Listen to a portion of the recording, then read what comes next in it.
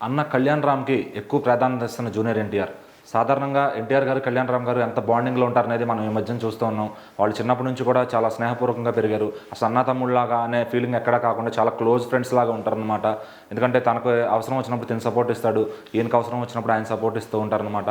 అయితే కళ్యాణ్ రామ్ గారు ఫైనాన్షియల్‌గా కూడా ఇబ్బందుల్లో ఉన్నప్పుడు ఎన్టీఆర్ గారు జైలవకుశ లాంటి చిత్రం ఇచ్చి ఆయన్ని మళ్ళీ ఒక మెట్టెక్కిచ్చారని చెప్పొచ్చు. ఎందుకంటే ఆయన సినిమాలని ఆయన నిర్మిస్తూ ఇలా పక్క హీరోల మీద కూడా నిర్మించడం అనేది అప్పుడే ఆయన స్టార్ట్ చేశారు.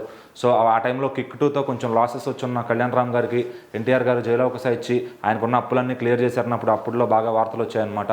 సో మరి ఇప్పుడు కూడా మళ్ళీ ఎన్టీఆర్ ఆర్ట్స్లోనే దేవరా సినిమాని ఇచ్చి దానికి మంచి లాభాలను చూపించారనమాట ఆ సినిమాతో. సో దీంట్లో ఎన్టీఆర్ గారు, కళ్యాణ్ రామ్ గారు ఇద్దరు పార్ట్నర్షిప్ మీద ఎటువంటి రెమ్యునేషన్ తీసుకోకుండా సినిమా లాభాలు వచ్చినాకే తీసుకుందామని ఫిక్స్ అయ్యారంట. సో మరి దేవరా కలెక్షన్స్ కూడా ఇప్పుడు ఓ రేంజ్లో ఉన్నాయి. ఆల్రెడీ 350 కోట్లు గ్రాస్ దాటి దేశవ్యాప్తంగా సంచలనంగా మారింది కలెక్షన్ అని చెప్పుకోవచ్చు. మరి అయితే అటు హిందీలో కూడా దాదాపుగా 30 కోట్ల పైన ఈ సినిమా కలెక్ట్ చేసింది. అక్కడ రావాల్సిన బిజినెస్ అంతా కూడా ఆల్రెడీ బ్రేక్ ఈవెన్ అయిపోయిందని చెప్తున్నారు.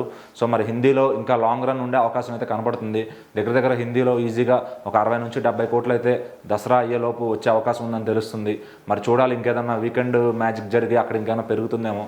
మరి ఇది ఇలా ఉండగా ఈ క్రమంలోనే ఆల్రెడీ ఎన్టీఆర్ 31 ప్రశాంత్ నీల్ గారితో మొదలుపెట్టిన సినిమాకి మైత్రి వాళ్ళు పూజా కార్యక్రమం చేసి కొబ్బరికాయ కొట్టేశారు. సో ఆ సినిమా త్వరలోనే సెట్స్ మీదకి వెళ్ళనుంది. మరి ఆ సినిమాలోనే భాగంగా అటు కళ్యాణ్ రామ్ గారిని కూడా జాయిన్ చేస్తున్నట్టు తెలుస్తుందన్నమాట.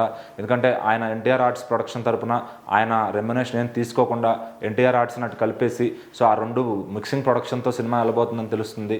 మరి ఇప్పుడు అలాగే దేవరాకి ఎలాగైతే చేశారో వేరే యోసదా ఆర్ట్స్తో కలిసి ఈసారి కూడా మైత్రి మూవ్ మేకర్స్తో కలిసి ఆ రెమ్యునేషన్ తగ్గించుకుని ఇట్లా ఈ ఐడియా బాగుందని చెప్పి వెళ్తున్నారనమాట.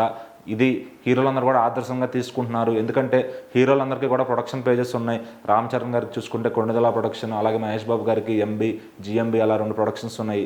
సో మరి ఏ హీరోకి ప్రొడక్షన్ లేకుండా లేదు. మరి ఇప్పుడు పెద్ద హీరోలంతా ఇదే క్రమంలో ప్రొడ్యూసర్స్తో పార్ట్నర్స్ అయ్యి వెళ్తే కనుక రెమ్యునేషన్ తగ్గి సినిమాకి క్వాలిటీ ఆఫ్ మేకింగ్ అనేది పెరుగుతుందని చెప్పి తెలుస్తుంది. సో దీనికి ఎన్టీఆర్ గారు ఆదర్శంగా నిలుస్తున్నారని చెప్పొచ్చు. మరి ఇప్పుడు కళ్యాణ్ రామ్ గారికి ఈ రకంగా ఎన్టీఆర్ గారు లైఫ్ ఇస్తున్నారు. మరి ఎన్టీఆర్ 31 ఏ రేంజ్లో ఏ స్కేల్లో ఉంటుందో మనం కూడా చూద్దాం.